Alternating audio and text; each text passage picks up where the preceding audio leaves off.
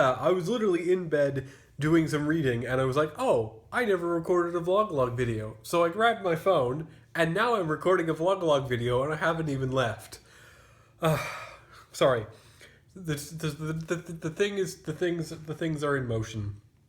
Anyway, we are talking about drugs, which I don't think Kevin's right. I don't think we've talked about as sort of a topic, although I do think we've kind of touched on bits and pieces, specifically the drug of alcohol, which is probably something that I don't think I've talked about on this channel again. I remember I was in Disneyland at VidCon 2014 or VidCon's Disney Day, and I was walking around talking about vices.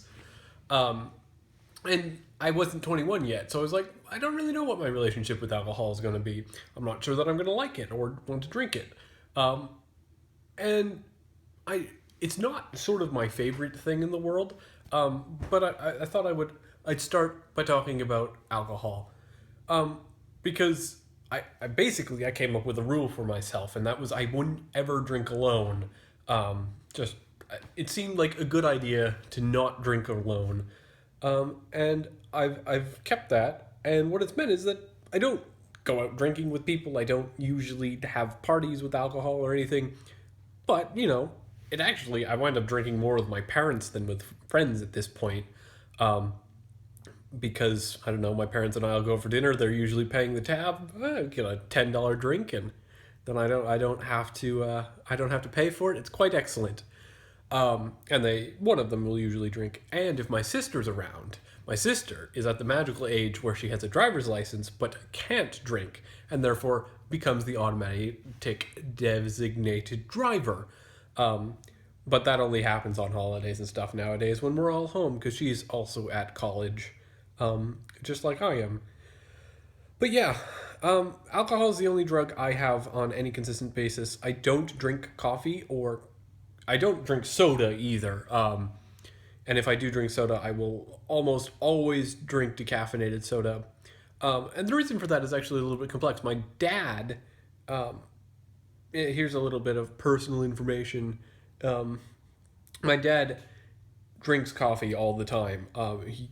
He gets up in the morning and drinks coffee, and when he doesn't, he gets a headache.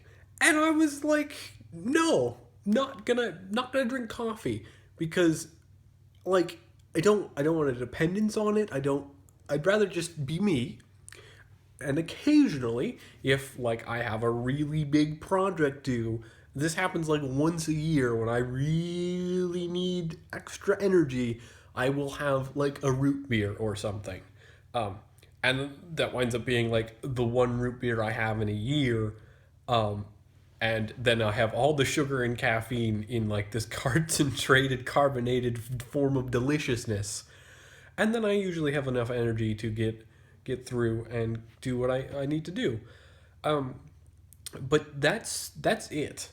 I mean, other drugs that I may occasionally have. If I have a stuffy head, I have no problem taking a recommended dose of Sudafed. If I have a cold and I can't fall asleep and I've been lying there for 45 minutes, I'll have some NyQuil, because that has, I guess, just alcohol in it. I guess that is a time when I drink alone, is when I have NyQuil because I can't fall asleep due to a cold. But yeah, that's in terms of legislation, because that's another topic you can go down when you're talking about drugs. I support the legalization of marijuana. There's plenty of studies that say it's no worse than alcohol. In fact, it's probably even better, and in some places it's medically useful. I mean, also alcohol is medically useful, from my previous example of NyQuil. For those of you who don't know, who maybe NyQuil is a regional thing, it's basically a cold medicine with alcohol in it, so it clears your sinuses for when you have a really stuffed up sinus, and then it puts you to sleep with a fairly concentrated amount of alcohol, and probably some other things, I don't know. But yeah, there's no legitimate reason why alcohol should be, or not alcohol, why not also alcohol, but also not marijuana. Other drugs, I think, should stay controlled substances. I do think there's a bit of an issue here in the United States, in particular, with like a kid will do drugs, and then his whole life is ruined. That shouldn't happen. Um, like that's dumb. We have like the war on drugs where we spend so much money on like trying to catch people and basically ruin their lives. And most of the time, well, a large percentage of the time, well, a percentage of the time, I don't really have statistics, is like a kid in college or in high school. And then we put them in jail, and then their life is ruined. And I don't think that's a good move for anyone. Not us, not them. Bad times. But that doesn't mean I think you should be able to go down to any corner drugstore and buy like cocaine. Although I'm trying to think, there must be. Is there a drug that has cocaine in it? I mean, I know you can buy it in a Coca-Cola. I think. Yeah, I think you still can. Heroin isn't a drug, right? The active ingredient. I don't know.